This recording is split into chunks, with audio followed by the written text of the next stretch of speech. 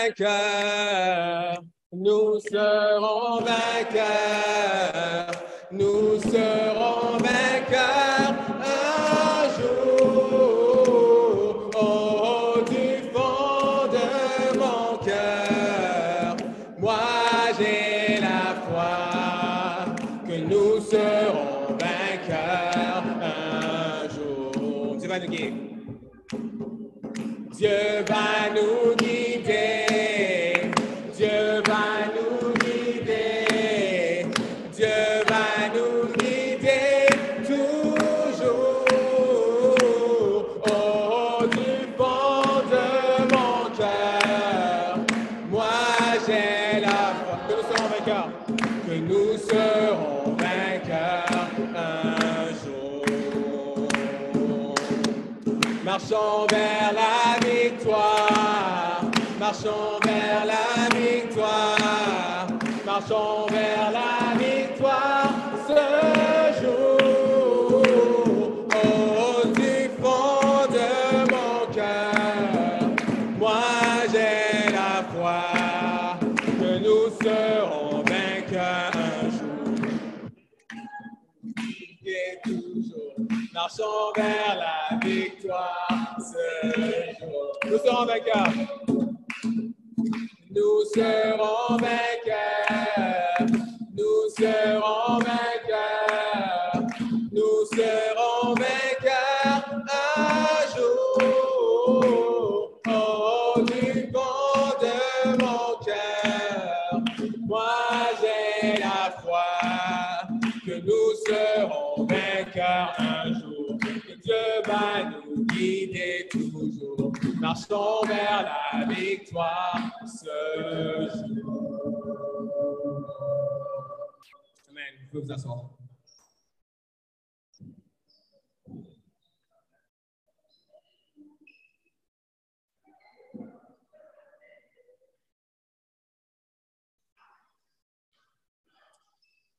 Bonjour, Église. Bon après-midi, Église. Comment ça va? Ça va? Ça va assez chaud? Mais c'est climatisé ici, donc c'est bien. Bien, bienvenue à notre service cet après-midi. Bienvenue aux habitués, bienvenue à vous qui nous regardez en ligne. Bienvenue de nouveau pour peut-être la deuxième fois déjà, mais monsieur et madame Mbappé Koum qui sont revenus.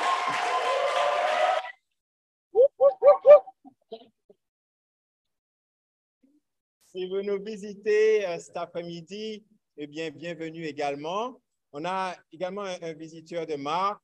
C'est un de mes amis d'Edmonton et frères, Jason, qui est là. Alors, Jason est toujours à Edmonton et il était à Edmonton déjà quand moi, je suis arrivé à Edmonton. C'est un des piliers à Edmonton. On a servi sur le board, sur le conseil d'administration ensemble. Il a fait 2 tours en Afghanistan, vétéran des forces armées.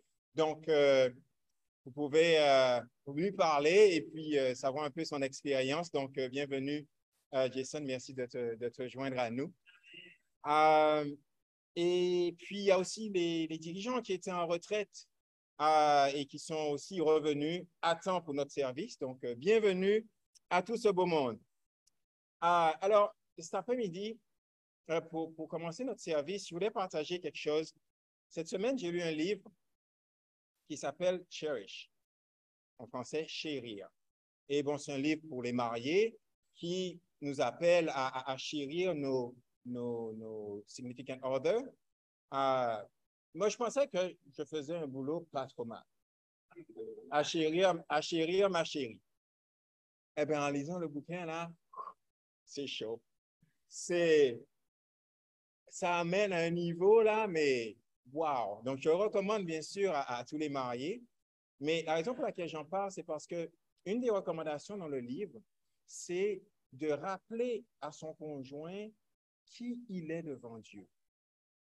De lui rappeler l'Évangile, de lui rappeler la bonne nouvelle et de lui rappeler comment Dieu la voie avec le salut. Et donc, il y a une écriture que je voulais vous partager pour nous aider, parce que je pense que c'est quelque chose qui est tout à fait applicable à nous en tant qu'Église, étant the bride of Christ, l'épouse de Christ. Et donc, je pense que c'est tout à fait approprié. Et donc, je vais lire en Romains 5. Et ce que je vous encourage à faire, c'est fermer les yeux et puis essayer vraiment d'écouter la bonne nouvelle derrière ce qui est dit. Romains 5. Ainsi donc, déclarés justes sur la base de la foi, nous avons la paix avec Dieu par l'intermédiaire de notre Seigneur Jésus-Christ. C'est aussi par son intermédiaire que nous avons accès par la foi à cette grâce dans laquelle nous tenons ferme et nous plaçons notre fierté dans l'espérance de prendre part à la gloire de Dieu. Bien plus, nous sommes fiers même de nos détresses, sachant que la détresse produit la persévérance, la victoire dans l'épreuve, et la victoire dans l'épreuve, l'espérance. Or, cette espérance ne trompe pas, parce que l'amour de Dieu est déversé dans notre cœur par le Saint-Esprit qui nous a été donné. En effet, alors que nous étions encore sans force, Christ est mort pour des pécheurs au moment fixé. À peine mourrait-on pour un juste, peut-être accepterait-on de mourir pour quelqu'un de bien, mais voici comment Dieu prouve son amour envers nous. Alors que nous étions encore des pécheurs, Christ est mort pour nous. Puisque nous sommes maintenant considérés comme justes grâce à son sang, nous serons à bien plus forte raison sauvés par lui de la colère de Dieu. En effet, si nous avons été réconciliés avec Dieu grâce à la mort de son Fils lorsque nous étions ses ennemis, nous serons à bien plus forte raison sauvés par sa vie maintenant que nous sommes réconciliés. Bien plus, nous plaçons notre fierté en Dieu par notre Seigneur Jésus-Christ, par qui maintenant nous avons reçu la réconciliation. Ça, c'est fort. Ça, c'est le message d'amour de Dieu qui nous dit, ne regardez pas vos détresses, ne regardez pas vos péchés, regardez ma puissance à vous sauver. Et c'est ça ce que j'aimerais vous rappeler cet après-midi, au moment où on commence notre service, que vous puissiez approcher le trône de Dieu avec ça en tête. Non pas avec le poids de tout ce qu'on a fait ou pas fait, mais avec cette légèreté de quelqu'un qui est fier parce qu'il a reçu son salut par Jésus-Christ. Amen. Amen. Prions.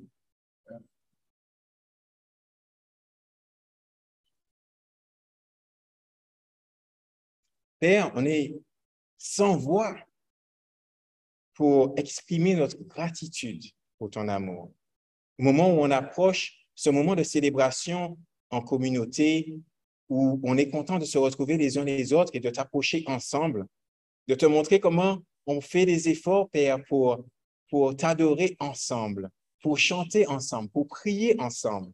Je te demande d'ouvrir nos cœurs, Père, à ce service cet après-midi, de façon à ce que l'on puisse recevoir ta grâce encore plus, que l'on puisse la comprendre encore plus, que l'on puisse en faire l'expérience encore plus que d'habitude. On est tellement comblés, Père. Il nous manque de mots pour exprimer notre gratitude pour tout ce que tu fais pour nous, pour la protection que tu nous offres, pour le salut que tu nous offres, pour cette espérance de passer l'éternité avec toi, pour tout ce que tu as mis dans nos vies, pour nous aider à nous améliorer, pour nous supporter lorsque le chemin est difficile et tortueux. Je te remercie, Père, tellement pour l'Esprit Saint que tu as mis en nous, ce guide qui est disponible à toute heure. Je te remercie de ce moment que l'on va passer ensemble. Je te prie qu'il soit plaisant pour toi, Père, de voir tes fils et tes filles réunis, unis pour t'adorer. C'est au nom de ton Fils que j'ai prié. Amen. Amen.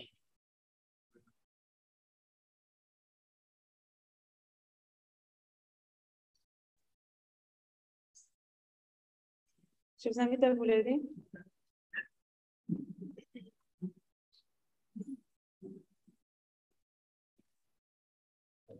On va chanter Jésus mon sauveur. Si la vie est un chant, je chanterai pour toi. Si la vie est un chant, je chanterai pour toi. Et si c'est un chemin, je marcherai pour toi. Et si c'est un chemin, je marcherai pour toi. Jésus, Jésus, mon sauveur. Jésus, Jésus, mon sauveur, toujours auprès de moi pour me consoler.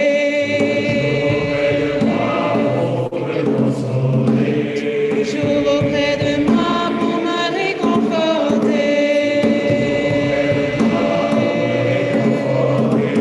Jésus, Jésus, mon sauveur. Jésus, Jésus, mon sauveur. Il vint sur terre pour soulager mes peines, me libérer de l'emprise de mes chaînes. Jésus, Jésus, mon sauveur. Jésus, Jésus, mon sauveur. Le monde ici-bas un jour passera. Mais la vie qui nous offre à jamais durera. Jésus, Jésus, mon sauveur. Jésus, Jésus, mon sauveur. Chantons Jésus, Jésus, mon sauveur. Jésus, Jésus, mon sauveur. Vous pouvez vous asseoir.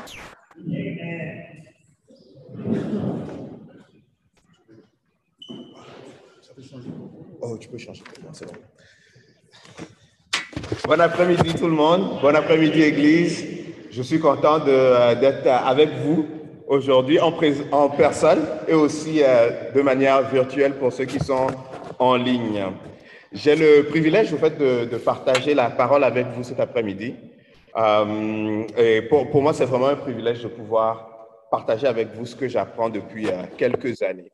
Mais pour commencer, j'aimerais qu'on aille directement dans la Bible. J'ai un texte qui est pas mal long, mais je pense que c'est important de laisser la Bible parler pour elle-même avant de partager mes réflexions par rapport à ça. Tu peux changer, s'il te plaît? Oui. Donc, on va commencer dans Exode. On va lire les chapitres 1 et 2 d'Exode, l'histoire de la naissance de Moïse. On va commencer du verset 6 jusqu'à la fin du chapitre 1. Joseph mourut, ainsi que tous ses frères et toute cette génération-là. Les enfants d'Israël furent féconds et multiplièrent. Ils s'accrurent et devinrent de plus en plus puissants. Et le pays en fut rempli. De là, il parle de l'Égypte. Il s'éleva sur l'Égypte un nouveau roi qui n'avait point connu Joseph. Il dit à son peuple, « Voilà les enfants d'Israël qui forment un peuple plus nombreux et plus puissant que nous. Allons, montrons-nous habiles à son égard, empêchons qu'il ne s'accroisse et que, s'il survient une guerre, qu'il ne se joigne à nos ennemis pour nous combattre et sortir ensuite du pays. » Et l'on établit sur lui des chefs de corvée, afin de l'accabler de travaux pénibles. C'est ainsi qu'ils bâtirent les villes de Pithom et de Ramsès pour servir de magasin à Pharaon. Mais plus on l'accablait, plus ils multipliaient et s'accroissaient. Et l'on prit en aversion les enfants d'Israël. Alors les Égyptiens réduisirent les enfants d'Israël à une dure servitude. Ils leur rendirent la vie amère par de rudes travaux en argile et en briques, et par tous les ouvrages des champs. Et c'était avec cruauté qu'il leur imposait toutes ces charges. Le roi d'Égypte parla aussi aux sages-femmes des Hébreux, nommées Shifra et Pua. Il leur dit, quand vous accoucherez les femmes des Hébreux et que vous les verrez sur les sièges, si c'est un garçon, faites-le mourir. Si c'est une fille, laissez-la vivre. Mais les sages-femmes craignèrent Dieu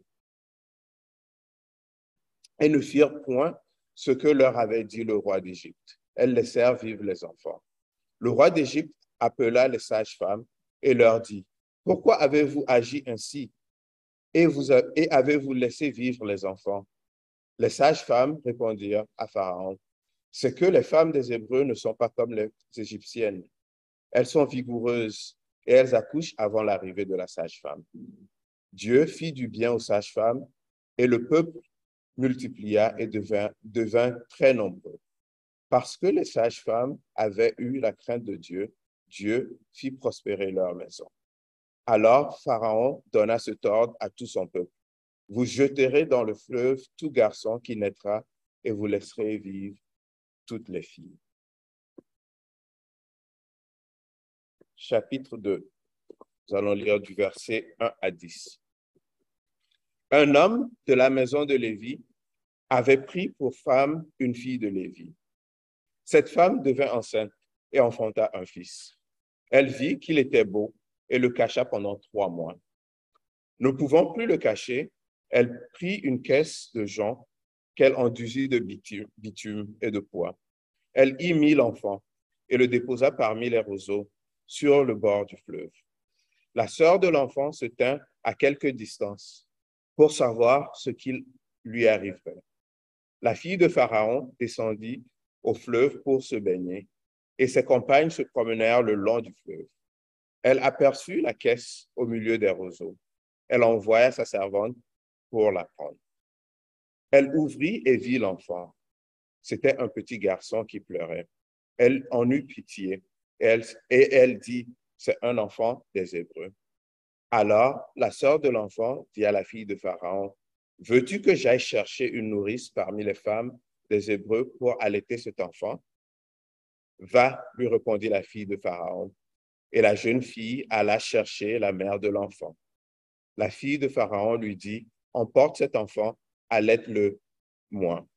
Je te donnerai ton salaire. La femme prit l'enfant et l'allaita.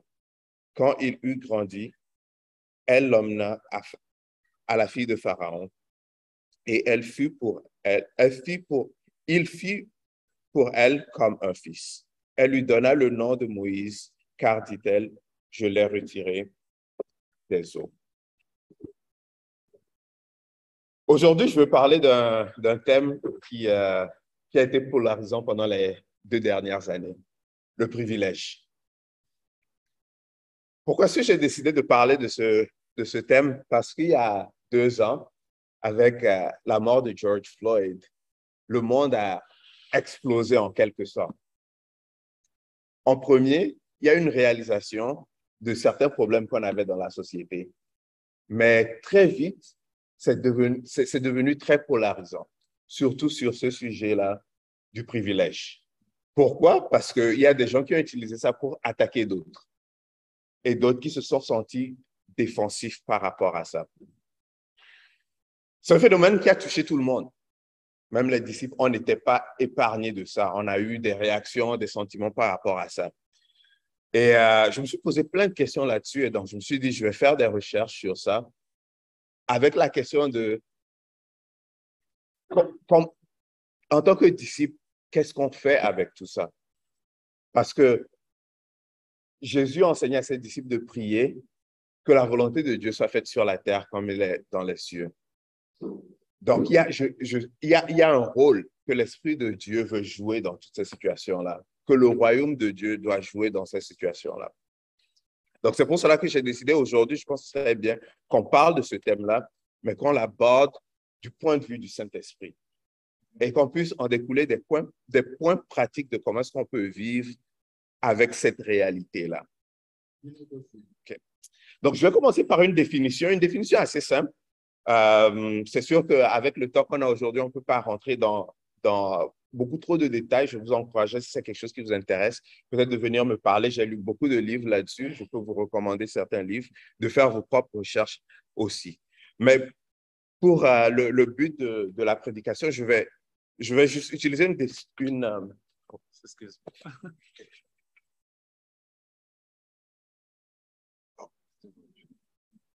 Merci.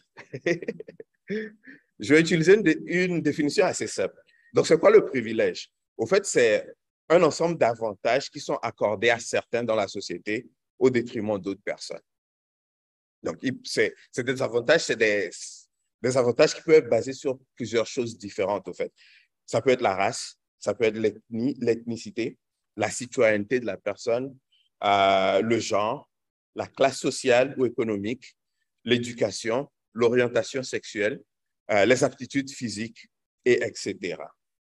L'autre chose aussi qu'il faut savoir par rapport au fait au privilège, c'est qu'il peut se manifester de manière différente d'une culture à une autre. Les manifestations ne sont pas les mêmes partout. Bien qu'il y a certains qui vont se manifester de manière plutôt universelle, mais il y a d'une culture à une autre, il y aura une manifestation différente.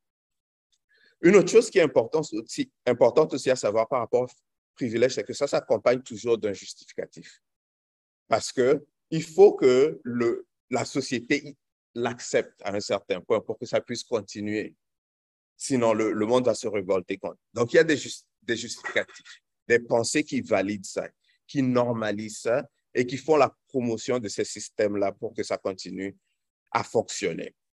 Souvent, ces justificatifs vont être des mythes, des choses qui ont été inventées ou des choses qui ont été tordues, une perception qui a été tordue pour avancer ces idées-là. Donc, comme je disais, ce qu'on a vu les dernières années, il y a eu d'abord un éveil de conscience, une prise de conscience, mais ça a dégénéré dans un endroit où c'était plus, selon moi, je pense que c'était tellement polarisant que c'était plus bénéfique, au fait, à un certain niveau. Donc, je veux qu'on parle de cette histoire-là qu'on vient de lire par rapport à la naissance de Moïse, en prenant spécifiquement l'exemple de la fille de Pharaon. Je peux changer. La fille de Pharaon. Avant de parler de la fille de Pharaon, commençons par parler de Pharaon lui-même et de son comportement. Pharaon s'est levé un jour, on dirait, et il avait une idée dans la tête, que les Hébreux étaient un risque pour le peuple d'Égypte. Pour ceux qui ont lu l'historique, parce que j'ai commencé intentionnellement en lisant par le verset 6 où ça parle de Joseph. C'était pas ça l'historique de la relation entre les Hébreux et les Égyptiens. C'est une histoire qui commence par une grande amitié. Parce que Joseph, à travers ses péripéties, s'est retrouvé en Égypte et, en utilisant les dons que Dieu lui a donnés, a pu sauver l'Égypte en entier. Et le pharaon de l'époque l'a nommé numéro 2 dans le royaume. Quand son père est mort, le pharaon de l'époque a décrété des jours de deuil national pour le père de Joseph, qui s'appelle Israël. Donc, à la base, c'est une amitié qui est entre les deux peuples. Mais Pharaon, ici, il se forme une idée que parce que le peuple, ils sont devenus trop nombreux, ils sont très puissants, que si jamais il y avait une guerre, ils ne prendraient pas de leur bord, qu'ils se retourneraient contre eux. La question à se poser, c'est que est-ce que cette pensée-là, est-ce que c'est basé, c'est fondé dans la vérité? Moi, je pense que non. Mais le résultat, on le voit, c'est qu'il arrive à convaincre son peuple et le résultat est désastreux. Parce que le peuple en entier, ils vont jusqu'au point à tuer les enfants des Hébreux.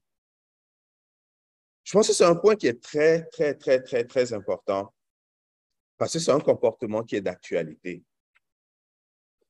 Il y a des gens qui sont mal intentionnés des fois, des gens d'influence, que ce soit dans le domaine de politique ou juste des personnalités qui avancent des idées. Et on ne fait pas attention, on ne confronte pas suffisamment ces idées-là contre la vérité et ça prend feu. Et ça crée des problèmes dans la société. Je sais qu'en tant que disciple, en tant qu'Église, on ne veut pas rentrer dans des histoires de politique, dans les polémiques de tous les jours. Mais ça me fait réfléchir quand même, parce que nous sommes quand même dans ce monde-là. Et il y a ces mensonges-là qui sont partout. Il faut qu'on trouve des manières de confronter ces mensonges-là avec la vérité. Il faut qu'on ait des discussions les uns envers les autres par rapport à ce qu'on entend, ce qu'on lit, pour pouvoir confronter ces choses-là vis-à-vis de la vérité qu'on voit autour de nous, mais la vérité de la Bible aussi. J'aime beaucoup l'exemple de la fille de Pharaon. La fille de Pharaon, elle représente le privilège. D'abord, elle n'est pas hébreuse, elle est égyptienne. Elle est membre de la famille royale. Elle est la fille de Pharaon. Donc, ce n'est pas elle qui est dans une situation vulnérable dans cette histoire. Ce que j'aime aussi de son exemple, c'est qu'elle n'est pas animée par un sentiment de révolution. Elle n'essaie pas de mener une révolution contre son père. Ce n'est pas ça qui l'anime. Tout ce qui l'anime, c'est qu'elle voit un enfant et elle a pitié de cet enfant-là. Mais elle est consciente aussi de son privilège. Parce que je suppose que ce n'est pas tout Égyptien qui pouvait se permettre de dire « Non, Pharaon nous a demandé de les tuer, moi je vais en sauver un. » Mais elle, parce qu'elle est la fille du Pharaon, peut-être qu'elle peut se le permettre. Sûrement que ce n'était pas sans risque. Je suppose que son père n'a pas dû être très content du fait que sa fille lui désobéisse d'une manière assez publique. Mais vu qu'elle est la fille du Pharaon, elle pouvait le faire. Et je pense que c'est ça la clé au fait de comment est-ce que la Bible, le Saint-Esprit enseigne à ce qu'on fait du privilège. C'est de l'utiliser, d'utiliser ce qu'on nous donne comme avantage pour le bien de ceux qui sont vulnérables, mais pas pour notre propre avancement. Cette manière-là d'utiliser le privilège, ce n'est pas la seule manière de le faire. Il y a beaucoup d'exemples au fait dans la Bible qui parlent de ça. On voit l'exemple d'Esther. C'est un peu similaire à celui de la fille de Pharaon. Mais elle a risqué sa vie en prenant audience avec un roi quand elle n'était pas supposée, mais pour le compte de ceux qui étaient vulnérables de son propre peuple. Il y a l'exemple de Moïse. Moïse qui, quand il était considéré fils de la fille de Pharaon, a essayé d'emmener justice par ses propres moyens, par la violence. Mais le Saint-Esprit lui a dit non, il faut que tu renonces complètement à ton privilège pour que je puisse t'utiliser. Donc, il y a certains qui vont utiliser leur privilège en prenant des risques minimes, d'autres en prenant des grands risques, et d'autres qui seront obligés de... Oh. Ouais, je vais le faire.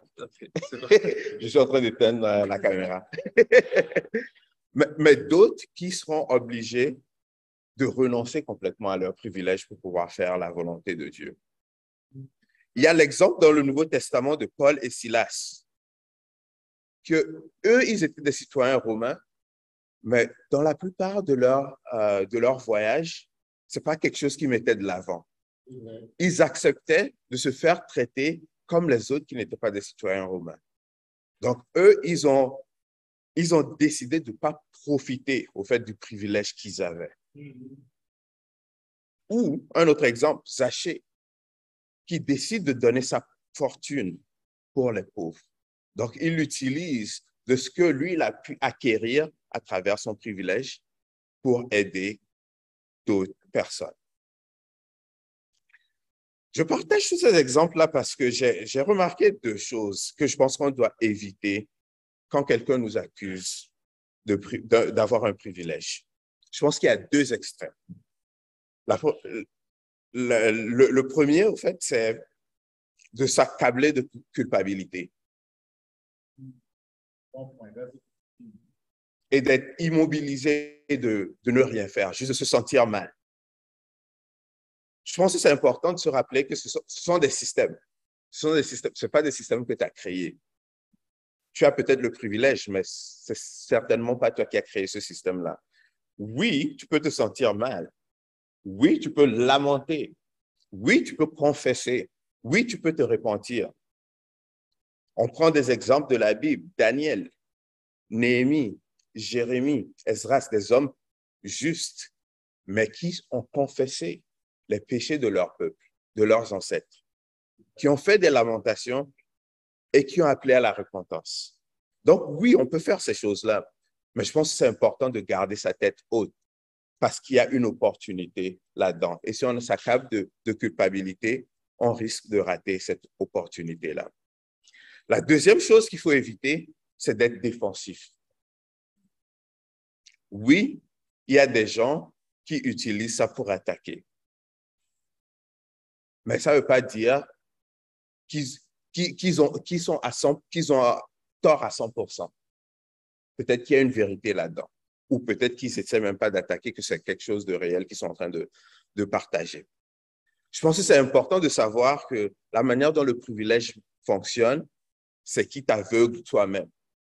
À travers les justificatifs, tu ne te rends pas compte. Il ne veut pas que tu saches que tu as un avantage par rapport aux autres.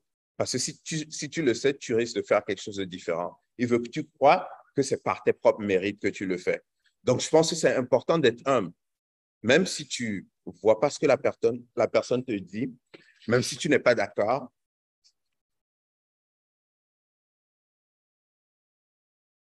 si tu n'es pas d'accord avec ce que la personne te dit, je pense que c'est important d'être humble, de rester à l'écoute parce que le Saint-Esprit te donne une opportunité pour aider quelqu'un à travers ce que toi, tu as reçu.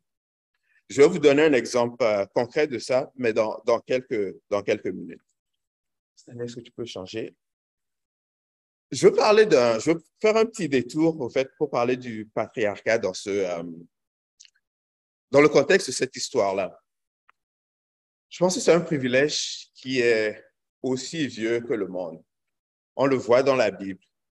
C'est intéressant, beaucoup de gens vont accuser la Bible de promouvoir ça. Ça existe dans la Bible, mais est-ce que la Bible fait une promotion de ça? Je ne pense pas.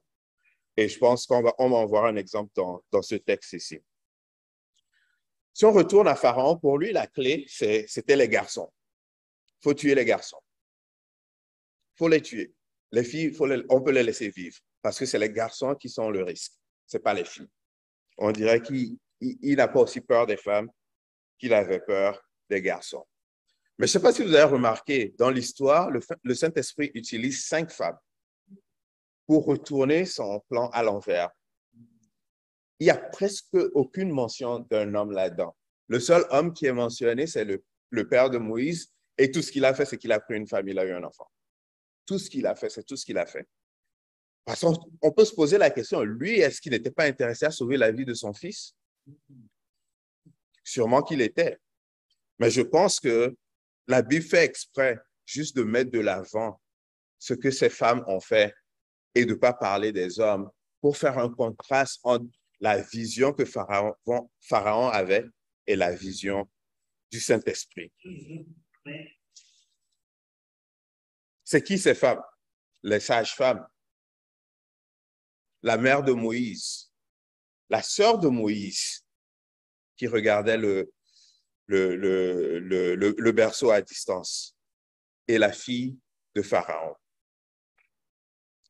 La question que je me suis posée, c'est, imaginons si Pharaon, parce que là, je fais une supposition qu'aucune de ces femmes ne font partie de son conseil.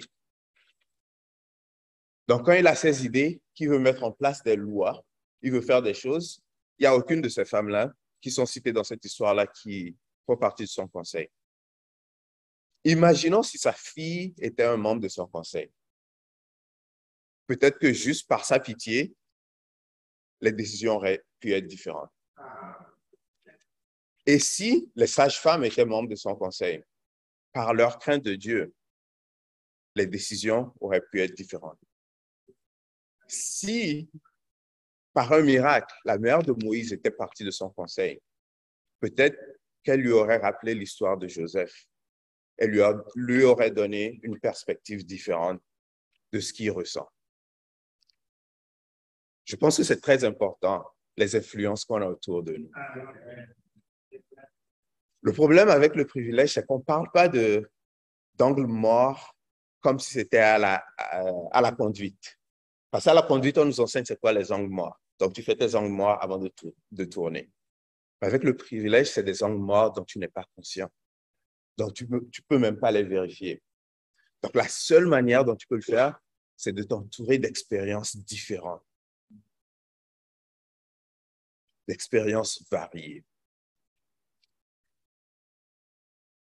Je vous ai dit que j'allais vous partager un exemple personnel. Dans un emploi que j'avais, vous savez que je travaille en informatique, je parle du patriarcat. En informatique, il n'y a pas beaucoup de femmes. C'est un problème qu'on a en informatique. Dans un emploi que j'avais, dans mon département, il y avait une manager. Je m'entendais très bien avec elle. Donc, à chaque fois quand il y avait un problème au niveau du département, quand on nous demandait de faire des brainstorming pour avoir des idées, de proposer des solutions, je lui disais tout le temps, écoute, travaillons ensemble, trouvons une solution ensemble, parce que si on a des solutions qui sont ensemble, ça risque d'être une solution qui servirait mieux tout le monde, qu'au lieu de chercher des solutions dans notre propre coin. Elle me dit, OK, on a beaucoup travaillé comme ça. Donc, une fois c'est arrivé, on a pris du temps, on a parlé, et puis elle a eu une idée. Je lui ai dit, c'est une très bonne idée. OK, demain, quand on aura la réunion, tu présentes cette idée-là. Elle me dit, non, si toi, tu la présentes. Je dis, mais non, c'est ton idée, il faut que tu la présentes. Elle me dit, non, si, de toute la manière, ça marche tout le temps de la même manière. Je vais le dire, on va m'ignorer, et puis tu vas redire la même chose quelques minutes plus tard, et puis tout le monde va trouver que c'est une idée brillante. Je lui dis, mais non, c'est pas possible, c'est des niaiseries, ça se peut pas.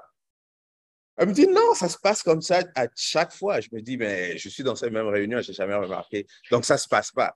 Dans ma tête, je me dis, tu sais quoi, c'est peut-être parce que j'ai fait Toastmasters, peut-être parce que j'ai lu Dale Carnegie, How to Win Friends and Influence Others plusieurs fois, que j'ai des petits trucs. C'est pour cela que quand moi je le dis, il accepte. Elle m'a dit, fine, on va essayer. Donc, à la réunion, elle partage l'idée. Tout le monde est comme, OK, on passe à autre chose. Ils font le tour et c'est à mon tour. Je redis la même idée parce que il n'y a pas 1000 manières de dire l'idée, c'est à peu près la même idée. Mais cette fois-ci, parce que j'ai eu la conversation avec elle, je fais attention, je vois que je dis à peu près la même chose qu'elle. Et puis tout le monde dit, c'est une très bonne idée. Et je me suis retourné, je l'ai vue, elle avait un sourire aux lèvres. Je me suis senti mal pour 2 raisons. Pour la manière dont le groupe agissait, mais le fait que je n'avais jamais remarqué. Parce que dans ma tête, je pensais qu'il y avait vraiment quelque chose que j'avais de spécial. C'est pour cela que quand moi je le disais, les gens l'écoutent. Donc, moi, je pense que c'est pour ça que c'est important. C'est que c'est des angles morts dont on n'est pas conscient. On est tellement là-dedans qu'on ne le voit pas. On est tellement là-dedans qu'on ne le voit pas. Qu'est-ce que j'ai fait? J'ai dit, OK, il faut que je fasse de quoi? Ce n'est pas normal. J'ai pris une formation sur la diversité et l'inclusion. J'ai appris des choses. Une des choses que j'ai appris, c'est que il ne faut pas que je répète la même chose qu'elle. La prochaine fois qu'on me demande c'est quoi mon idée, moi je dis, j'ai vraiment aimé son idée à elle, est-ce qu'elle peut le répéter? Donc, à chaque fois que j'ai ma parole, je lui cède la parole. Mais je demande à tout le monde, écoutez là. C'est ça que j'utilise ma voix pour lui dire, écoutez là. Ce qui est drôle, c'est que après ma formation, je suis revenu dans le groupe et j'ai parlé de la formation au groupe. J'ai encouragé le groupe à suivre la formation et ils ont dit, on n'en a pas vraiment besoin. Parce qu'après tout, dans le groupe, il y avait une femme, il y avait un noir, il y a déjà la diversité. Ils l'ont pas dit comme ça, mais c'était ça leur réflexion. Et c'est pas des mauvaises personnes, mais c'est juste que quand tu es aveugle, tu es aveugle. Donc, la question que moi je vous pose, c'est, si toi tu rentres chez toi, tu regardes sur ta bibliothèque, dans ta bibliothèque de livres, ta collection de livres, est-ce qu'il y a de la diversité là-dedans? Est-ce que c'est tous des livres qui ont été écrits par des membres de notre mouvement? Est-ce que c'est tous des livres qui ont été écrits par des gens en Amérique du Nord?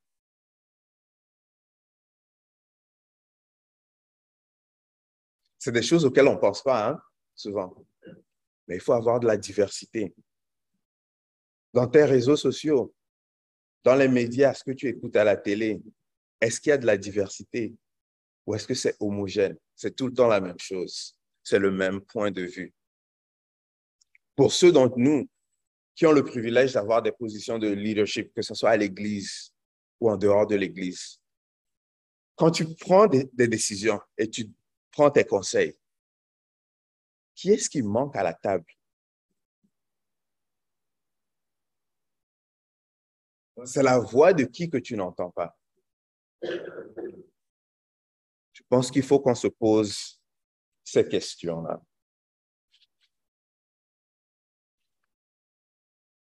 Je vais vous laisser avec quelques points pratiques. Demande-toi, quel privilège est-ce que j'ai? Demande à quelqu'un de confiance. Comme j'ai dit, il y a des gens qui attaquent. C'est pas sain. Demande à des gens de confiance pour qu'ils puissent te dire, eux, ce qu'ils pensent. Et pose-toi la question, comment est-ce que je peux les utiliser pour aider ceux qui n'ont pas accès à ça, ceux qui sont dans le besoin.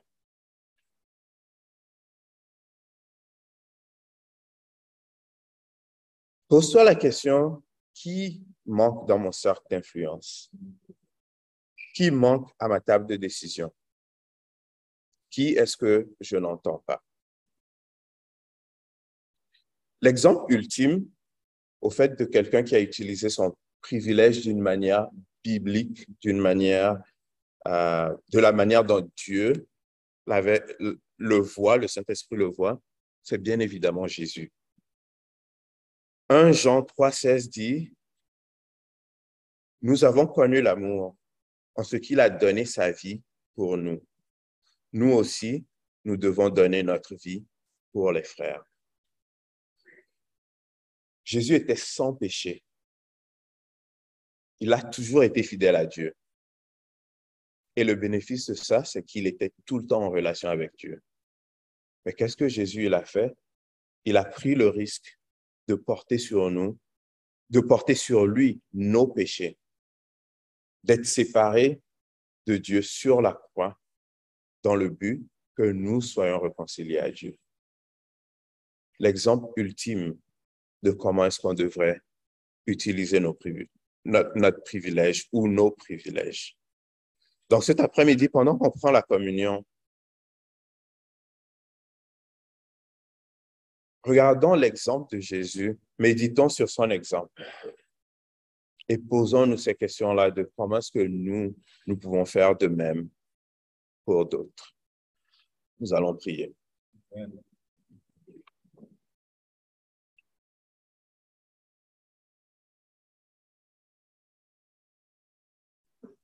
Notre Père glorieux, nous te sommes reconnaissants de l'amour que tu nous montres, de ta bonté, de ta miséricorde. Dieu, je veux te remercier pour le travail de ton esprit dans nos vies, mais à travers les temps aussi. Dans ta parole, l'exemple qu'il nous donne, la réflexion qu'il nous emmène à faire et le défi qu'il met devant nous. Dieu, je te remercie pour le sacrifice ultime de ton Fils. Je te prie que cet après-midi, pendant que nous allons prendre la communion, que nous pensons à son corps qui a été brisé, son sang qui a coulé, mais surtout de son sacrifice qu'il a fait de se séparer de toi afin que nous soyons réunis à toi. Dieu, aide-nous à choisir le sacrifice et non le privilège. Je te remercie pour ton amour, pour ton esprit. C'est au nom de ton Fils Jésus que j'ai prié. Amen. Amen.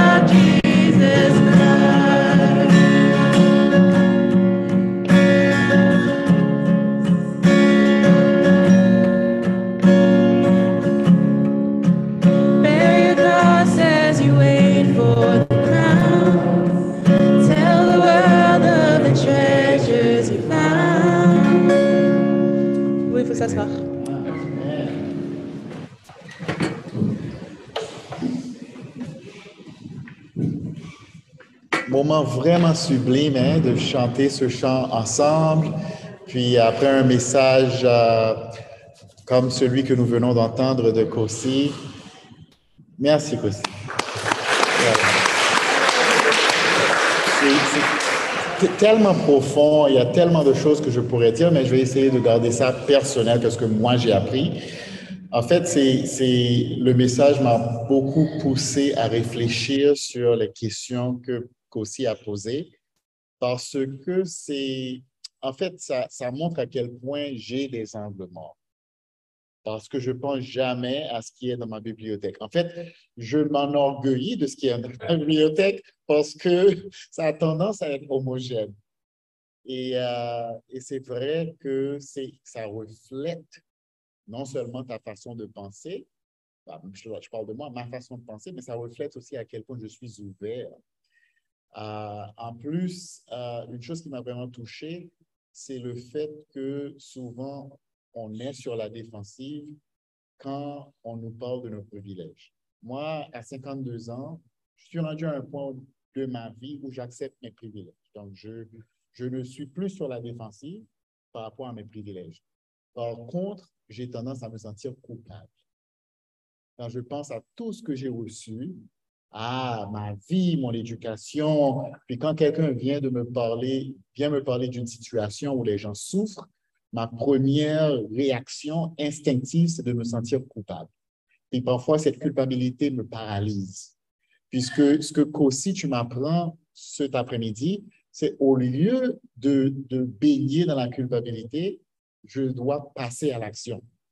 Je dois chercher les opportunités pour utiliser ces privilèges pour aider les autres. Donc, j'espère que souvent, on entend un message et puis, comme on dit souvent, après une semaine, on oublie 80-90% de ce qu'on a entendu. Puis, je sais que vous avez entendu des milliers de messages, mais je pense que celui-ci, ce n'est pas quelque chose qu'on doit mettre de côté. Je pense qu'on doit prendre ce qu'on a entendu, puis de continuer d'avoir des conversations à ce sujet, puis de pousser la réflexion un peu plus loin. Parce que c'est vrai que ma grand-mère disait ce qui se ressemble, s'assemble. Donc, c'est vrai que si tu t'entoures seulement de gens qui te ressemblent ou tu écoutes les mêmes choses, donc tu limites en fait ce que Dieu peut accomplir dans ta vie. OK? Donc, merci Kosi. Il y a beaucoup de repentance qui doit suivre ton message. Donc, je parle personnellement. Dernière chose, je pense que j'ai un cercle assez inclusif par rapport à mes conseillers, mais en écoutant encore ton message, je réalise qu'il n'y a peut-être pas autant de jeunes dans mon cercle d'influence. Donc, si vous êtes jeune et vous avez des idées, je vous invite à venir m'influencer. Les annonces, donc, justement, nous avons eu une retraite avec les dirigeants de groupes de famille et on a passé 2 jours, 2 nuits, 3 jours à discuter, à prier, à parler de l'Église et on pourrait, il y a de la place pour diversifier l'équipe de leadership de l'Église. On a besoin de jeunes, justement, pour venir faire partie du leadership de l'Église. Mais nous avons eu une bonne fin de semaine de prière, de discussion. Le thème, c'était comment il faut professer la vérité dans la charité. On va parler de ça encore plus. Il faut être une Église où on peut se dire les vraies choses, mais avec une attitude, une posture d'humilité et d'amour. Ensuite, comme annonce, il y a la rencontre de la ligne défensive aujourd'hui. Donc, à 4h30, Manuel et Dominique vont diriger cette première rencontre. Donc, si vous êtes porté volontaire pour faire partie de cette équipe, et si vous entendez cette annonce pour la première fois, puis ça vous touche, on vous invite à participer. Donc, ces gens-là représentent les gardiens de l'Église. C'est les gens qui vont nous aider à prendre soin des gens qui sont faibles, des gens qui ont des conflits. Bon, je ne veux pas en dire plus parce que Manuel et Dominique vont nous instruire là-dessus, mais on vous invite à participer. Ce sera ici même à 4h30 dans quelques minutes. OK? Ensuite, il y a la mi-semaine par groupe de famille. Donc, veuillez voir avec votre chef de groupe de famille pour l'activité cette semaine. Ensuite, le dimanche 18 septembre, on aura le service encore une fois ici, OK, à 15 heures. Ensuite, la collecte spéciale continue jusqu'à la fin de ce mois. Right? D'habitude, on laisse jusqu'à la fin du mois de septembre. Donc, vous avez jusqu'à la fin du mois de septembre, si vous n'avez pas encore contribué ou si vous voulez encore contribuer pour la collecte spéciale, OK, jusqu'à la fin du mois de septembre, et vous pouvez faire ça en ligne. Ensuite, alors nous avons une annonce justement parce que nous avons voulu écouter les conseils puis prendre de l'information. Cette année, ça fait 30 ans que l'Église existe et on planifiait d'avoir un service pour célébrer des célébrations pour le 30e anniversaire. La réalité est qu'il nous manque les ressources nécessaires pour faire ça d'une façon excellente. Donc, on a pris la décision de concert avec plusieurs membres de l'Église de reporter cette célébration. Donc, si vous avez des questions à ce sujet, sentez-vous libre de venir me voir, mais on ne va pas avoir cette célébration le 30 octobre. On va le 16 octobre, pardon, on va le reporter plutôt au printemps. Comme ça nous donne beaucoup plus de temps pour bien préparer, bien planifier, et pour avoir quelque chose qui a de l'allure, parce que c'est toute une occasion. Donc, on veut que la célébration soit proportionnelle à l'importance de l'occasion. Ensuite, dernière annonce, c'est que nous avons des invitations qui ont été imprimées. Elles sont sur la table en arrière. Donc, en sortant, vous pouvez prendre vos invitations et puis inviter vos amis à venir adorer le Seigneur avec vous.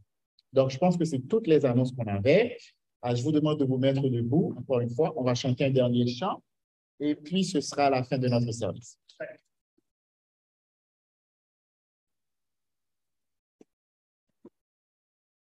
On va chanter « J'entends chanter le Seigneur ». Oh yeah. Oh, j'entends chanter le Seigneur. Que les nations soient sauvées. Oh, j'entends chanter le Seigneur. Que les défis soient relevés. Son esprit habite nos cœurs. Il ne faut pas l'étouffer. Oh, j'entends chanter le Seigneur. Écoutez mon Dieu chanter. Écoutez mon Dieu chanter. J'entends chanter le Seigneur. J'entends chanter le Seigneur. J'entends chanter le Seigneur. J'entends Dieu chanter et se réjouir. J'aime le son de sa voix. J'entends mon Dieu chanter et me dire chanter ensemble avec moi. Que les chants de tous les chrétiens retentissent dans le ciel. Sur les joies font fuir le malin. Alors chantons. J'entends chanter le Seigneur. J'entends chanter le Seigneur. J'entends chanter le Seigneur. J'entends chanter le Seigneur. Et dans notre génération, allons partout dans les villes, bouleversons toutes les nations, en leur parlant de l'évangile. Demain qui ne peut nous détruire, notre salut est certain, que nous importe de vous, la mort est pour nous. J'entends chanter le Seigneur. J'entends chanter le Seigneur. J'entends chanter le Seigneur. J'entends chanter le Seigneur. qui écoutez mon Dieu chanter, qui a mon qui écoutez mon Dieu, chantez ce qui a Mungu akiimba. Écoutez mon Dieu, chantez ce qui a Mungu akiimba. Écoutez mon Dieu, chantez